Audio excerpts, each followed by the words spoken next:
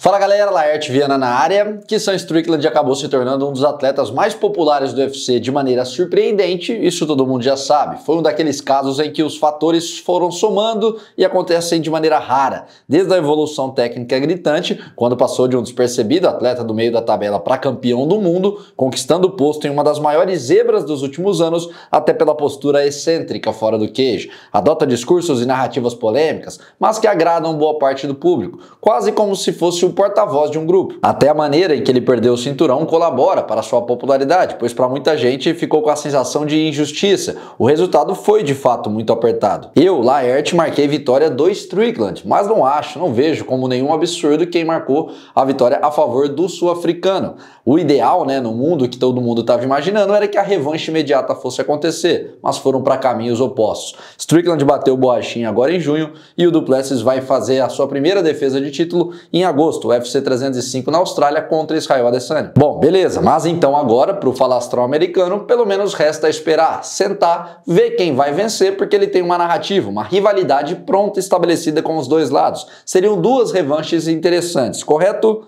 Na teoria, porque na prática não é bem assim. O seu lugar ainda não está 100% garantido e parece que ele começou a perceber isso e foi por um outro caminho, uma outra estratégia para tentar carimbar o seu passaporte. Tá mudando o tom, quase que uma estratégia de comoção pública a favor dele. Eu já vou explicar, mas antes um parênteses aqui. Strickland deu sorte, hein? Teve, como diria o meu avô, mais sorte, meu finado avô, mais sorte do que juízo, porque ele quase se complicou de verdade recentemente. Semana passada se envolveu num acidente de moto e, por sorte, ainda bem, não teve nenhuma lesão grave, apenas alguns arranhões e hematomas no corpo. Vale lembrar que não é a primeira vez, Em 2018, aí sim, ele sofreu um acidente grave de moto, ficou um tempão parado e precisou até fazer uma operação no joelho. Isso não passou de um susto, ainda bem, ele já está se recuperando. O ponto é que o seu maior problema tem outro nome. Falo de Robert Whittaker, que está na disputa para ser o próximo desafiante e por opção própria não foi colocado no posto de reserva para o UFC 305. Mais do que isso, cogitaram até fazer um duelo entre eles para definir e tirar qualquer dúvida sobre quem deveria ser o próximo, mas o americano se recusou, bateu o pé e disse que não faz sentido, que ele tem que ser escolhido porque o Whittaker está 0-3 contra Du Plessis e Adesanya,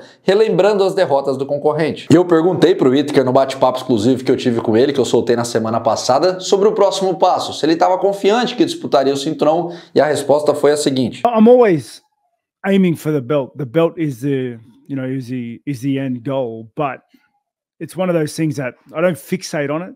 So I'm in the fight industry. This is how I put bread on the table for the family. So when I'm ready to fight, I'll speak to the UFC. We'll get a name and I'll fight. It doesn't really, it's that simple. Alguma chance de remarcarem o duelo contra o Chimaev, de repente? Potentially, I tried fighting him in Saudi Arabia.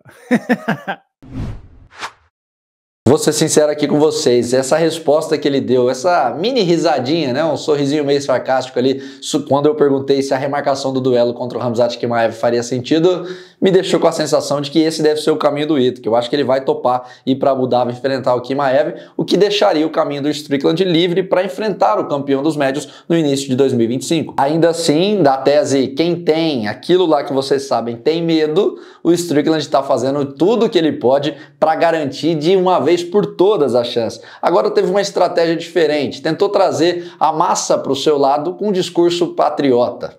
Abre aspas. Em algum momento não haverá mais americanos no UFC. Todos nós vamos estar assistindo daguestaneses, russos, brasileiros lutando. Ninguém vai dar a mínima para nós. É isso que eu penso sobre isso. Vamos fazer o UFC americano de novo. Primeiro de tudo, esse papo de que os americanos estão perdendo espaço é coisa de maluco. Não faz sentido nenhum. Continuam sendo imensa maioria no plantel de atletas do UFC, por exemplo. O ponto é que o esporte está evoluindo em outros países, outras praças. Então, naturalmente, vai diminuindo o domínio dos americanos como fomos acostumados a ver lá na década passada. E aí não estamos falando sobre falta de oportunidades, e sim qualidade técnica. É bem diferente. E, de fato, a globalização globalização fez com que o domínio americano, os campeões nascidos nos Estados Unidos, diminuíssem. Hoje, por exemplo, só temos dois, Sean O'Malley e John Jones entre os homens. E isso é bom, mostra como a globalização do esporte vem dando certo para todo mundo. O MMA ganha como um todo. Em um português bem claro, bateu o desespero no Strickland e ele tá usando até uma questão da nacionalidade, uma jogada política para tentar cavar a vaga,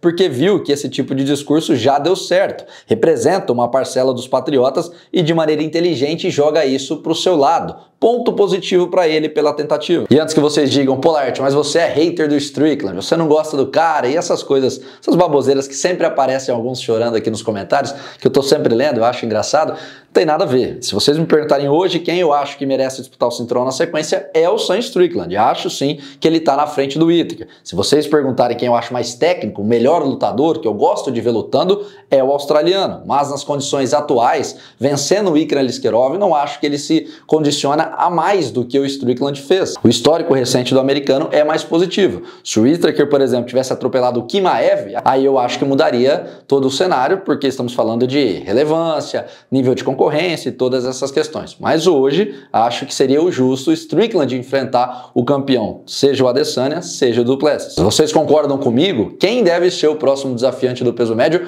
e o que acharam desse discurso do Strickland tentando falar algo com os patriotas para tentar ganhar na mídia, sair nas manchetes, trazer o público para ele? Acham que é uma tentativa válida, inteligente também? Ou discordam, o cara tá viajando nas ideias? Coloquem tudo aqui embaixo o que vocês acham a respeito desse próximo passo da categoria do peso médio. Não esqueçam de deixar o like no vídeo, se inscrevam no canal e não esqueçam que temos aposta segura para o UFC Vegas desse final de semana. Uma série de brasileiros em ação e você pode dar o seu pitaco na stake e se errar, recebe a grana 100% de volta, sem prejuízo. Para participar, tá tudo explicado no link, no comentário fixado aqui e o link da stake também para você clicar e usar o cupom LaerteViana. Só consegue participar se tiver cadastrado com o meu cupom. Beleza? Não fica de fora não. Leia o comentário com atenção, porque tá bem explicado e é fácil para participar. Fiquem ligados, volto a qualquer momento com mais informações para vocês. Valeu!